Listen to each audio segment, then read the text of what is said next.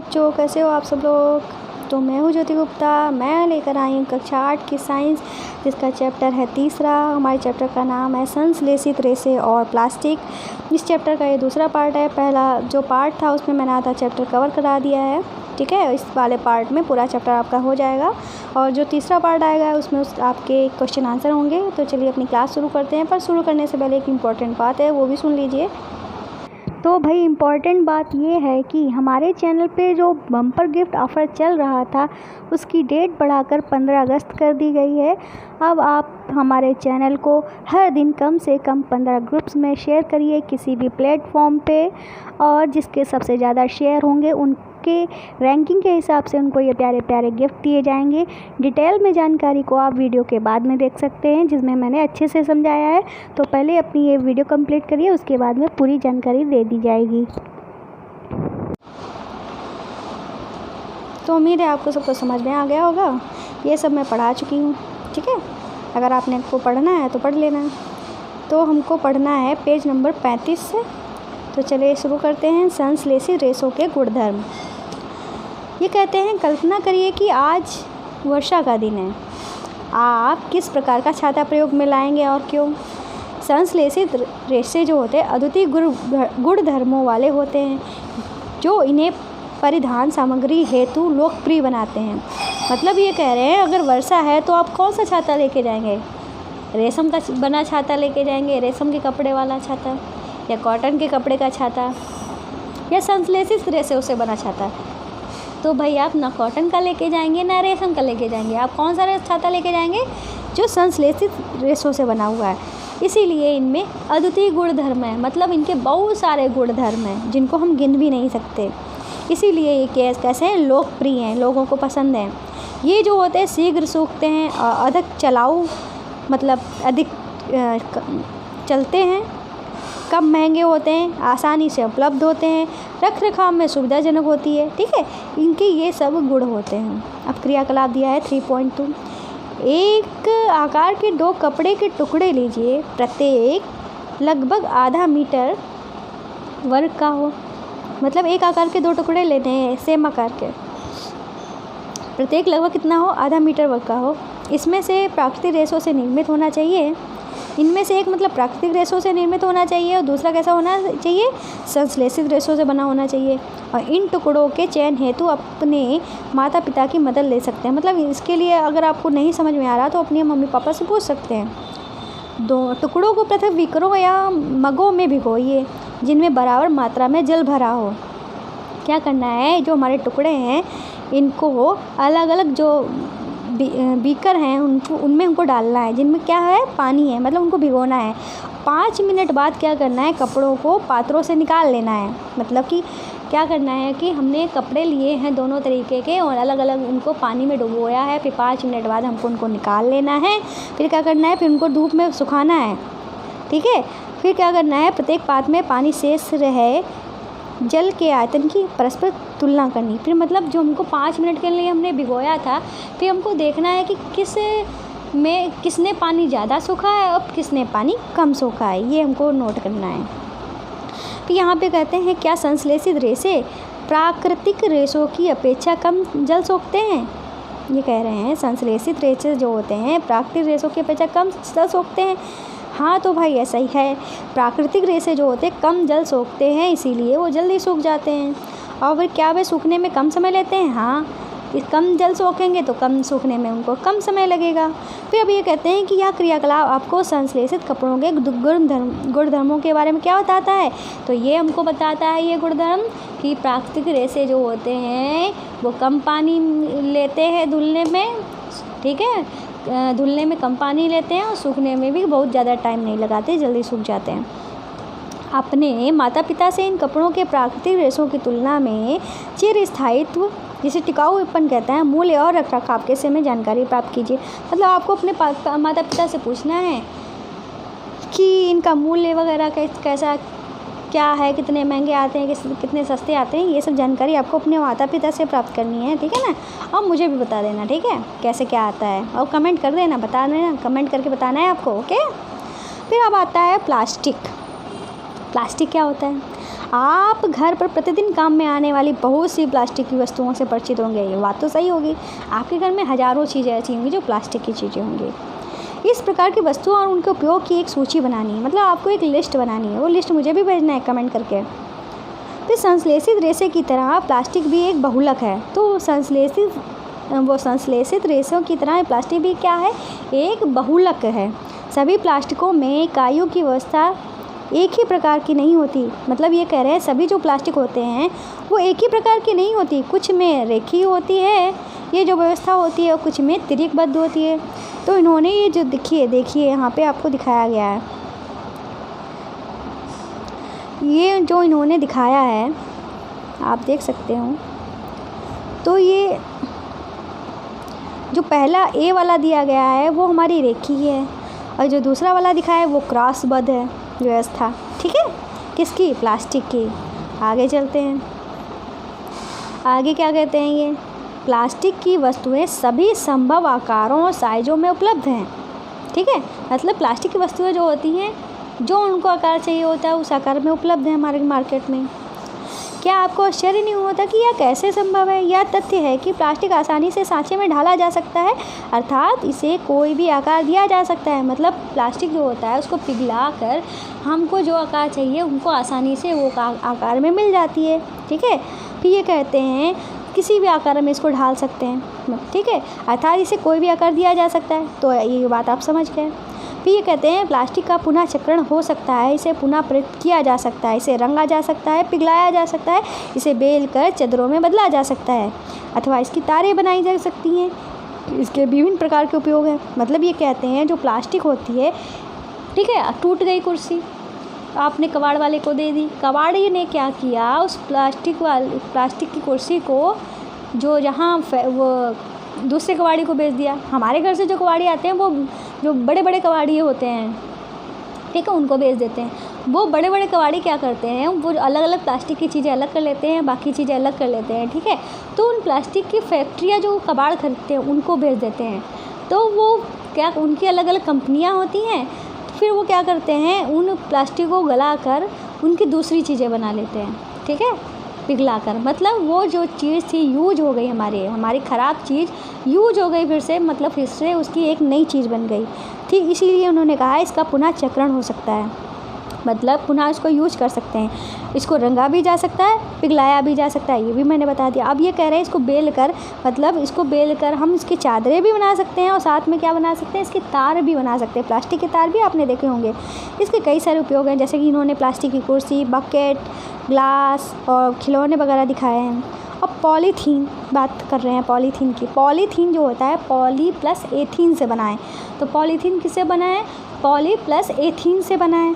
Plastic का एक उदाहरण है, क्या है, पॉलीथीन क्या है, प्लास्टिक का ही एक उदाहरण है, जो समान उपयोग में आने वाली पॉलीथीन थैलियाँ बनाने के काम आती हैं।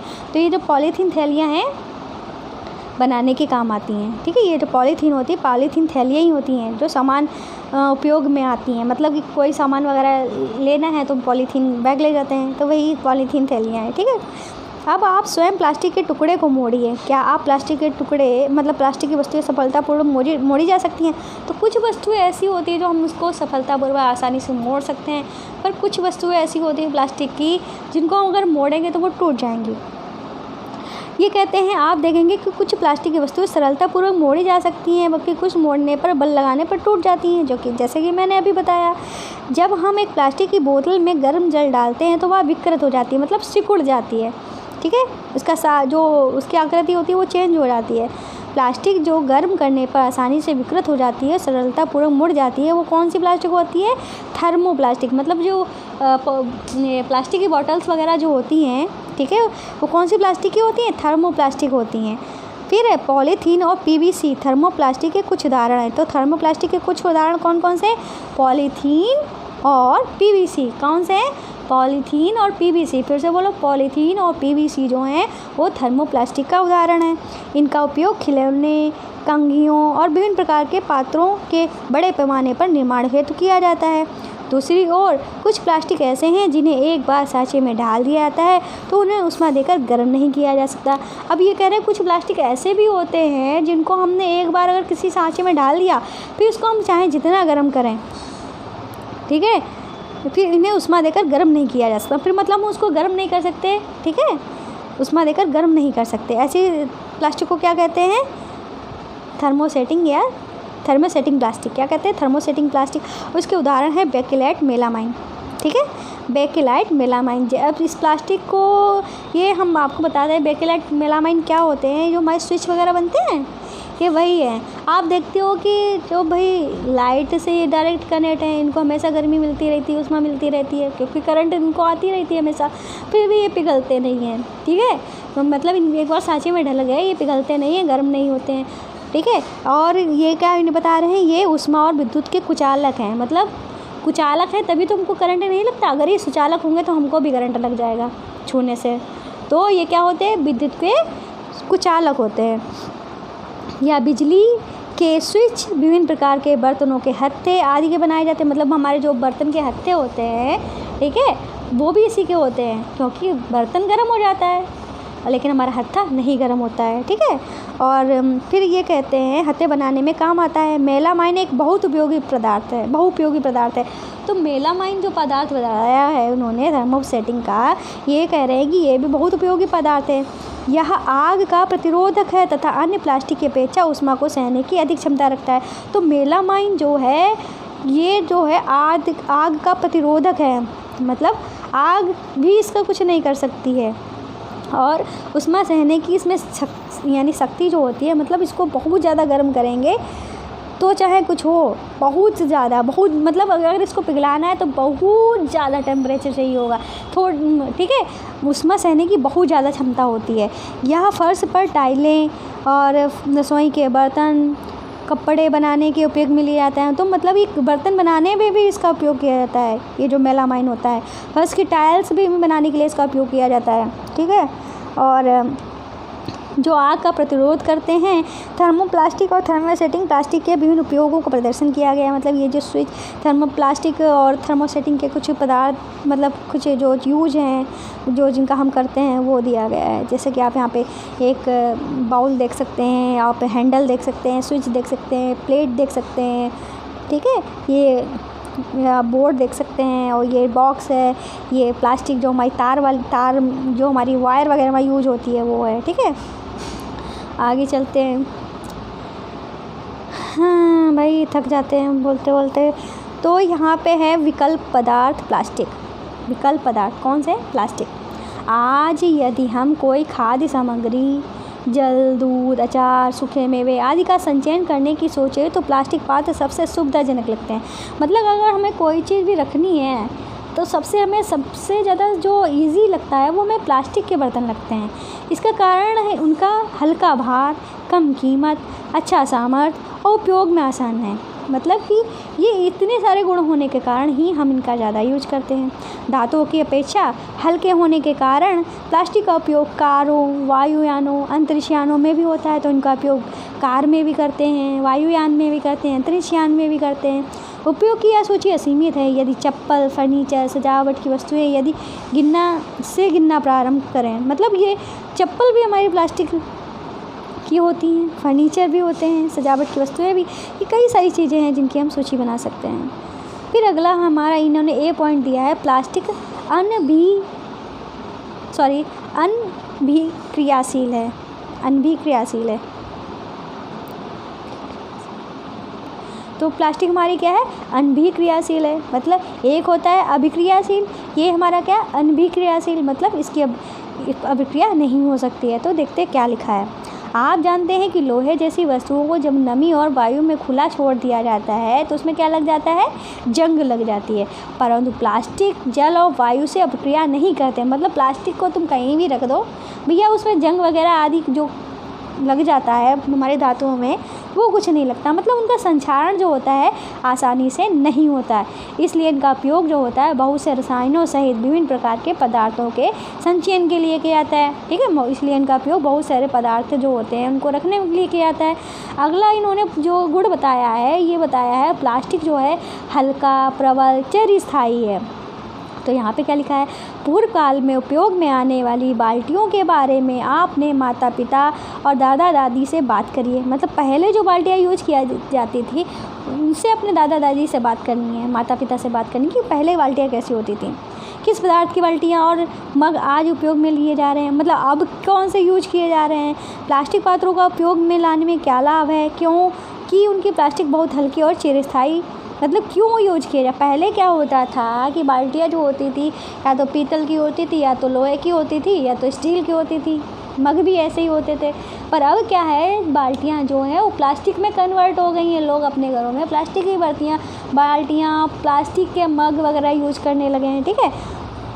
अब क्या करें, प्लास्टिक पात्रों को उपयोग में लाने के क्या लाभ हैं भाई, ये हल्के होते हैं, स्थायी होते हैं, ठीक है, और महंगे नहीं होते हैं। इसलिए ये कह रहे हैं कि क्योंकि प्लास्टिक बहुत हल्का, प्रबल मतलब मजबूत, चिरस्थायी, और मतलब चिरस्थायी का मतलब थोड़ा स्थायी, ठीक है, और विभिन्न आकारों और साइजों में ढाला जा सकता है या विभिन्न उद्देश्यों हेतु लाया जा सकता है। प्लास्टिक सामान्यतः धातुओं के अपेक्षा सस्ते होते हैं, मतलब ये जो प्लास्टिक होती है धातुओं के अपेक्षा कैसे होते हैं, सस्ते होते हैं, या उद्योगों और घरेलू कार्यों में व्यापक रूप से उपयोग में लाए जाते हैं। विभिन्न प्रकार के प्लास्टिक पात्रों की सूची बनानी है जिन्हें आप दैनिक जीवन में उपयोग करते हैं, तो इसके लिए आपको सूची बनानी है। तो आगे चलते हैं। अब आगे हमारा है प्लास्टिक कुचालक है। तीसरा पॉइंट क्या है, प्लास्टिक जो है कुचालक है। तो प्लास्टिक यहाँ पे लिखा है, आपने ऊपर सीखा है कि प्लास्टिक जो है ऊष्मा और विद्युत के कुचालक हैं। तो प्लास्टिक क्या होता है, ऊष्मा और विद्युत का कुचालक होता है। मतलब प्लास्टिक अगर हमारे हाथ में होगा तो हमको करंट नहीं लगेगा अगर हम कोई चीज़ छूते हैं, ठीक है। तो ये कह रहे हैं कि इसलिए बिजली के तार प्लास्टिक से ढके रहते हैं। बिजली के तार किससे ढके रहते हैं, इसीलिए प्लास्टिक से ही ढके रहते हैं। और खाने वाले जो पात्र जो होते हैं किससे बने होते हैं, प्लास्टिक से ही बने होते हैं, जो हमको गर्म नहीं लगते, मतलब उसमें ऊष्मा नहीं पहुंचती है। अब ये कहते हैं कि आप जानते हैं भाई, क्या जानते हैं ये भी देख लेते हैं। प्लास्टिक का स्वास्थ्य देखभाल उद्योग में व्यापक उपयोग होता है।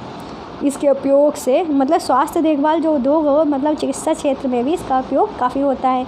इसके उपयोग के कुछ उदाहरण दवा की गोलियाँ, टिक्कियों को पैक करने हेतु, घावों को सीने हेतु धागे, सिरिंज, चिकित्सकों के दस्ताने, विविध प्रकार के चिकित्सीय यंत्र, मतलब हमारे जो पैक करने के लिए प्लास्टिक ही यूज की जाती है दवाइयों को। सिरिंज हमारी प्लास्टिक की होती है, मतलब कि जो इंजेक्शन होता है वो भी प्लास्टिक का होता है। उसकी सिरिंज वो तो लोहे की होती है, लेकिन उसको जो पीछे का हिस्सा होता है वो तो प्लास्टिक का होता है ना। और दस्ताने, ये कई सारी चीज़ें जो होती हैं वो प्लास्टिक की होती हैं। अब ये कह रहे हैं माइक्रोवेव ओवन में भोजन पकाने हुए तो विभिन्न प्लास्टिक पात्र उपयोग में लाए जाते हैं। माइक्रोवेव ओवन में ऊष्मा खाद्य पदार्थ को पका देती है, परंतु प्लास्टिक पात्र को प्रभावित नहीं करती। मतलब माइक्रोवेव ओवन जो होते हैं उनके बर्तन कैसे होते हैं, प्लास्टिक के ही तो होते हैं। इसलिए कह रहे हैं वो एक ऐसी प्लास्टिक होती है जिसमें जो ऊष्मा निकलती है वो हमारे प्लास्टिक के ऊपर प्रभाव नहीं डालती है। फिर ये अगला है, टेफ्लॉन एक विशिष्ट प्लास्टिक है जिस पर तेल और जल चिपकता नहीं है या भोजन को पकाने के पात्रों पर चिपकने वाली परत लगाने के काम आता है। मतलब क्या कहते हैं, टेफ्लॉन जो होता है एक विशेष प्रकार के प्लास्टिक होता है जिस पर तेल जो होता है वो चिपकता नहीं है, तेल और जल जो होता है चिपकता नहीं है। और भोजन पकाने वाले जो पात्र होते हैं उन पर चिपके ना जो चीज़ें परत वगैरह आए ना, तो उन पर इनकी कोटिंग कर दी जाती है। फिर आप यहाँ पे देख लेते हैं। अभी यहाँ पे है अगला पॉइंट इन्होंने दिया है, अग्नि सह प्लास्टिक जो होती है यद्यपि संश्लेषित रेशे आसानी से आग पकड़ लेते हैं, परंतु यह जानना रोचक होगा कि आग बुझाने वाले कर्मचारियों के परिधानों पर मेलामाइन प्लास्टिक की परत चढ़ी होती है जो उसे अग्निरोधक बनाती है। तो अग्निरोधक प्लास्टिक क्या होती है, अग्नि सह प्लास्टिक क्या होती है। वैसे तो हमने अभी पढ़ा है, क्या पढ़ा है, संश्लेषित रेशे होते हैं जो आसानी से आग पकड़ लेते हैं। पर ये जो एक हम क्या होता है कि आग बुझाने वाले जो कर्मचारी होते हैं इनके जो कपड़े होते हैं उनके ऊपर किसकी परत चढ़ी होती है, मेलामाइन की। और मेलामाइन के बारे में अभी आपने पढ़ा है, वो सबसे ज़्यादा ऊष्मा सह सकते हैं, सबसे ज़्यादा मतलब ऊष्मा सहने वाले, आग सहने वाले, सबसे ज़्यादा टेम्परेचर सहने वाले प्लास्टिक होते हैं। तो उनकी एक परत चढ़ी होती है मेलामाइन की, जिससे उनके कपड़ों को क्या बनाती है, अग्निरोधक बनाती है। फिर अगला हमारा पॉइंट क्या है, अगला हमारा पॉइंट है प्लास्टिक और पर्यावरण। प्लास्टिक और पर्यावरण में क्या लिखा है, जब हम बाज़ार जाते हैं तो हमें प्लास्टिक अथवा पॉलीथीन थैली में लपेटी वस्तुएं मिलती हैं। मतलब हम बाज़ार जाते हैं तो हमें जो भी चीज़ें मिलती हैं पैक्ड वाली वो प्लास्टिक में ही पैक होती हैं। यह एक कारण है कि हमारे घरों में प्लास्टिक का कचरा जो होता है वो इकट्ठा रहता है। ठीक है। मतलब हम हर चीज़ जो हमको प्लास्टिक में पैक मिलती है, तो हमारे घर में प्लास्टिक का कूड़ा जो कचरा होता है वो इकट्ठा होता है, फिर भी यह प्लास्टिक कूड़ेदान में चला जाता है, ठीक है। फिर यह प्लास्टिक जो होती कहाँ चली जाती है, कूड़ेदान में चली जाती है। प्लास्टिक का निस्तारण एक प्रधान समस्या है। मतलब प्लास्टिक को हटाना एक बहुत बड़ी समस्या है। क्यों समस्या है? क्योंकि कुछ प्लास्टिक ऐसी होती है जो अपघटित नहीं होती। मतलब प्लास्टिक जो होती है अपघटित होती ही नहीं, कुछ क्या मतलब उसका हम पुनः यूज कर सकते हैं, ठीक है, पुनः चक्रण कर सकते हैं, पर वो अपघटित नहीं होती है।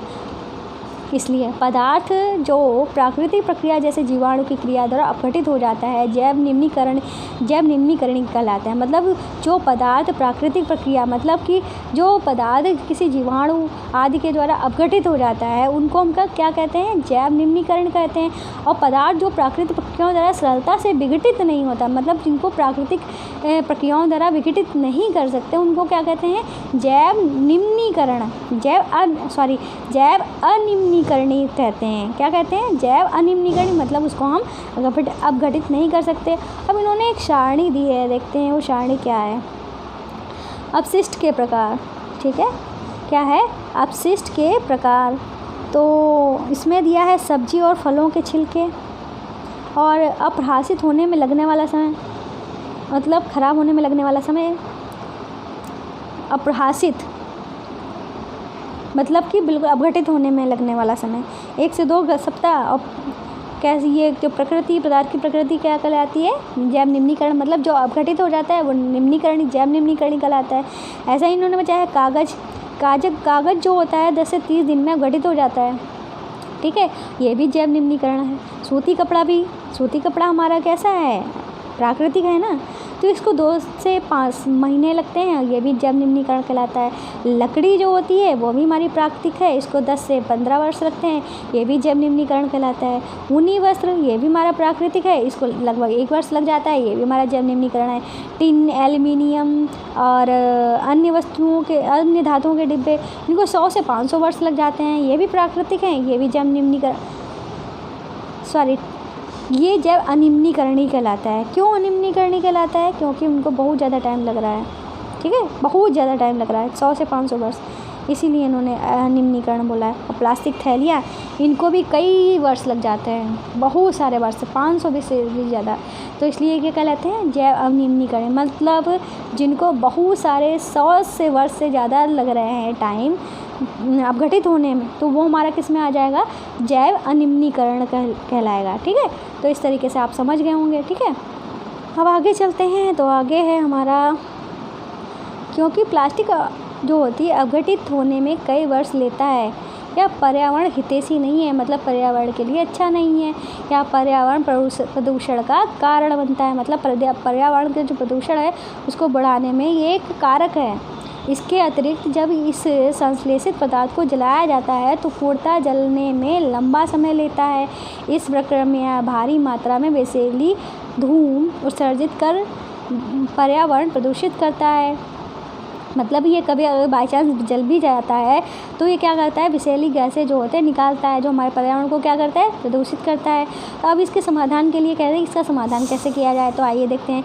यथासंभव प्लास्टिक के उपयोग से बचिए, मतलब कि जितना संभव हो सके आप प्लास्टिक का उपयोग मत करिए।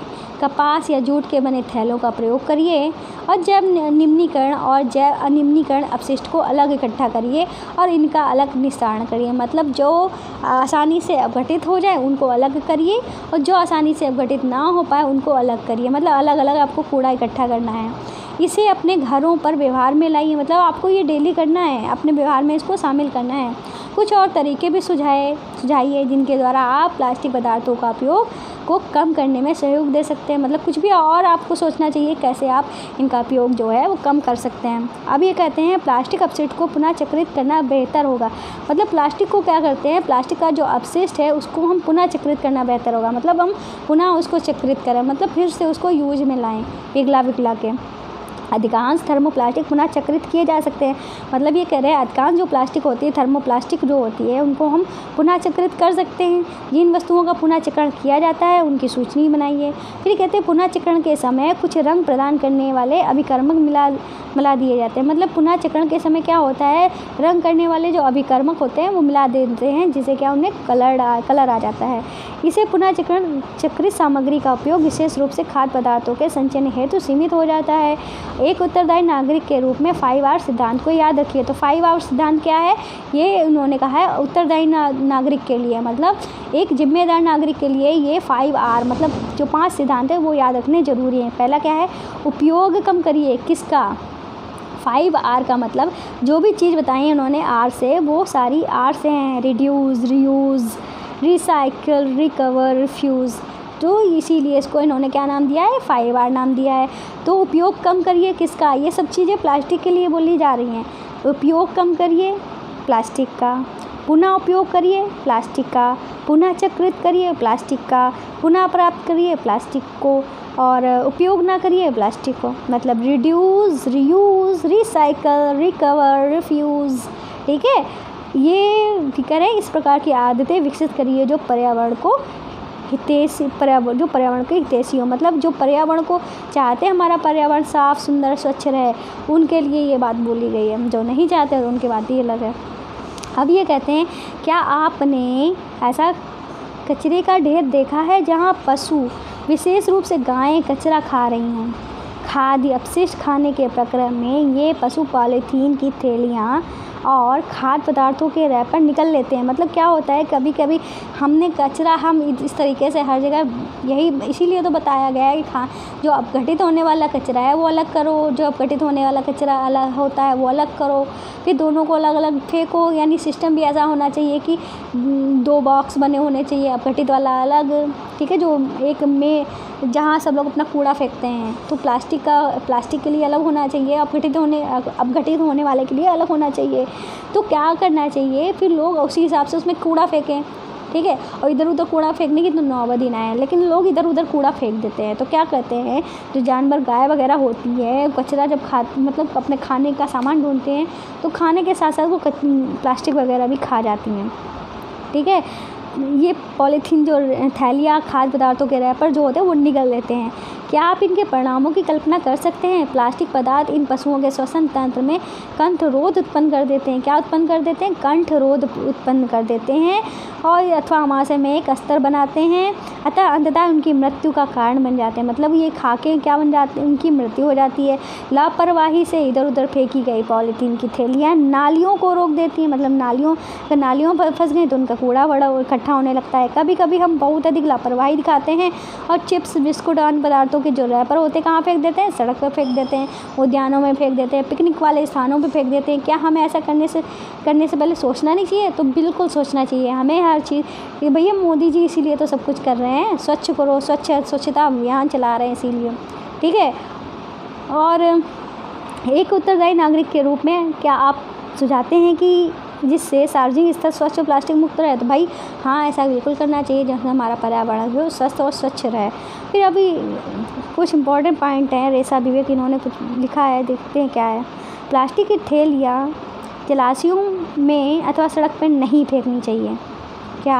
प्लास्टिक की जो थैलियाँ होती हैं हमको जलाशयों और सड़क पर नहीं फेंकनी चाहिए। खरीदारी के लिए जाते समय एक सूती कपड़े का थैला या जूट का थैला लेकर जाना चाहिए।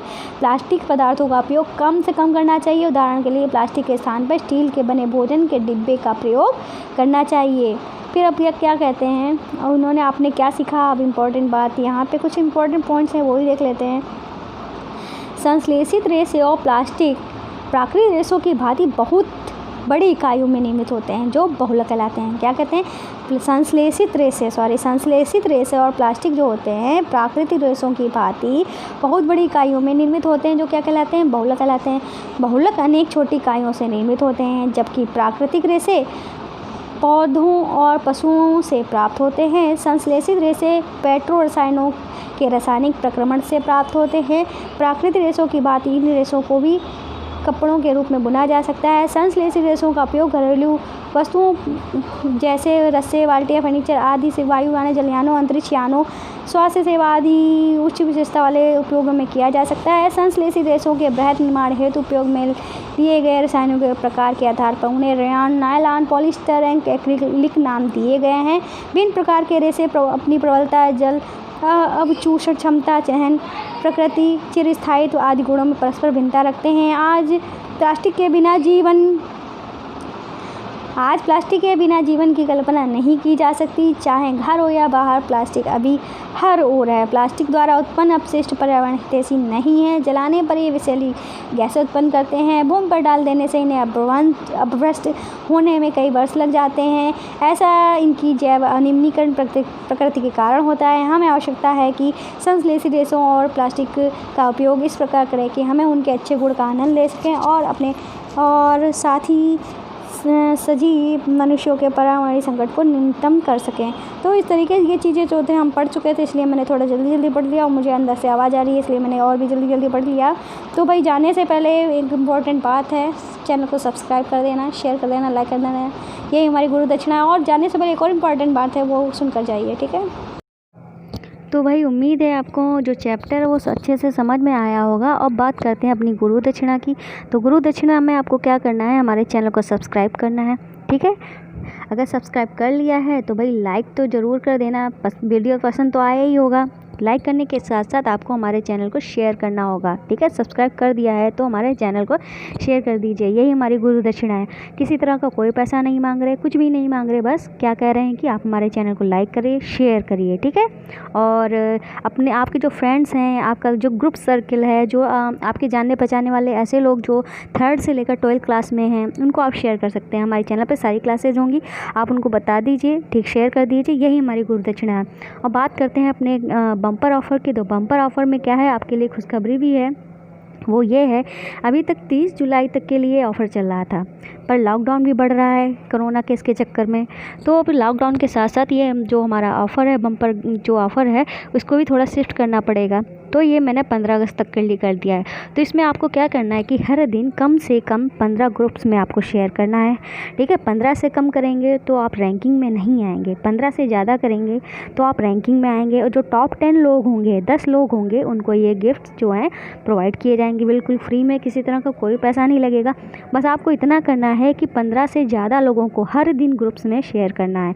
जो भी ग्रुप्स हैं, आप किसी भी प्लेटफॉर्म पे शेयर कर सकते हैं। व्हाट्सएप हुआ, इंस्टाग्राम हुआ, टेलीग्राम हुआ, फेसबुक हुआ, किसी पे भी आप शेयर कर सकते हैं। कम से कम 15 ग्रुप्स में आपको शेयर करना है, कहीं भी करिए, ठीक है।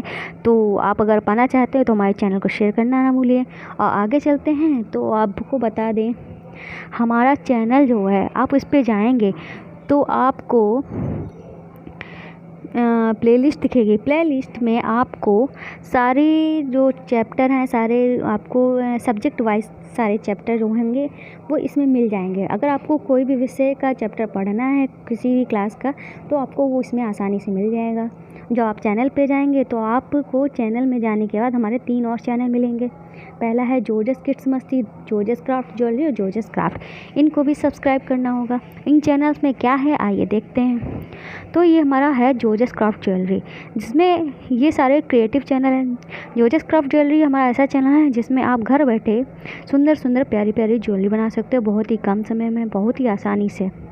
अगर आप चाहते हैं क्रिएटिव बनना तो हमारे वीडियो को देखिए। दूसरा चैनल जोजस किड्स मस्ती है, जो बच्चों के लिए है, ठीक है। तो अगर आपके घर में बच्चे हैं तो उनको ये चैनल दिखा सकते हो। तीसरा चैनल है जोजस क्राफ्ट, जिसमें घर की बेकार चीज़ों से सुंदर सुंदर क्राफ्ट बनाए जाते हैं, ठीक है। ये हमारे चैनल का नाम है, ठीक है।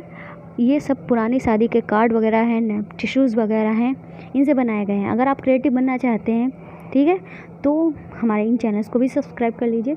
तो भाई, और साथ में क्या कहना है फिर से, आप हमारे चैनल को लाइक करना, शेयर करना बिल्कुल ना भूलें। और साथ एक इम्पॉर्टेंट बात यह है कि बेल आइकन को हिट कर दिया करिए। हिट करने से क्या होगा, मेरी जो भी नई वीडियो अपलोड होगी आपको तुरंत नोटिफिकेशन मिल जाएगा और आप देख लेंगे, ठीक है। तो बस इतना कहना था। तो आज की वीडियो में बस इतना ही है। और हमारी गुरु दक्षिणा बिल्कुल ना देना भूलिएगा, ठीक है।